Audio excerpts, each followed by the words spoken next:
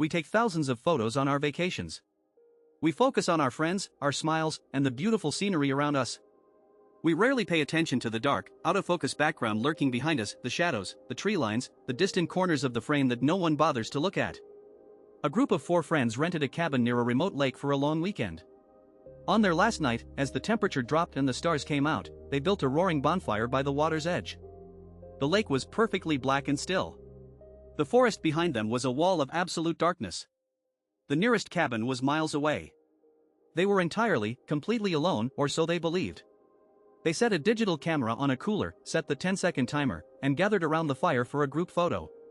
They crowded together, cheeks flushed from the heat and the laughter, arms around each other's shoulders. The flash went off, splitting the pitch-black night with a brilliant white light for a single, frozen millisecond. They laughed, checked the preview screen, agreed it was a great shot, and headed inside to stay warm. They packed up the next morning, drove back to the city, and returned to their normal lives. A week later, one of the friends was editing the photos on her laptop to post on social media. She pulled up the group photo by the bonfire. She zoomed in to fix the lighting on their faces, brightening up the shadows that the harsh camera flash had created. But as she zoomed into the background, the dark, blurry edge of the tree line 20 feet behind them, she noticed something. She leaned forward. She maximized the brightness on her screen. She zoomed in further until the image began to pixelate. It wasn't a trick of the light. It wasn't a weirdly shaped branch casting a shadow. Standing just at the edge of the tree line, partially illuminated by the fleeting burst of the camera flash, was a tall, pale man. His clothes were dark.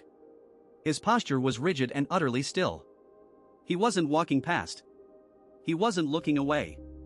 He was standing perfectly, deliberately still, his face turned directly toward the camera.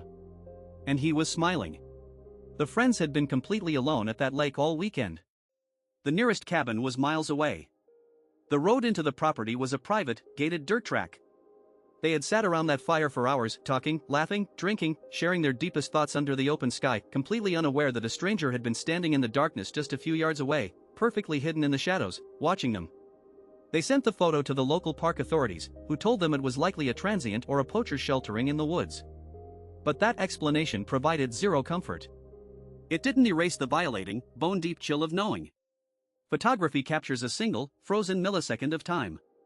A flash of truth in the middle of the night. But it also captures everything you didn't notice. Everything you weren't looking at. Everything hiding just outside the warm circle of light. How many photos do you have on your phone right now? How many strangers are standing in the backgrounds of your memories? And how many of them were looking directly at you? Subscribe to Echoes in the Dark, new mysteries unsealed every week.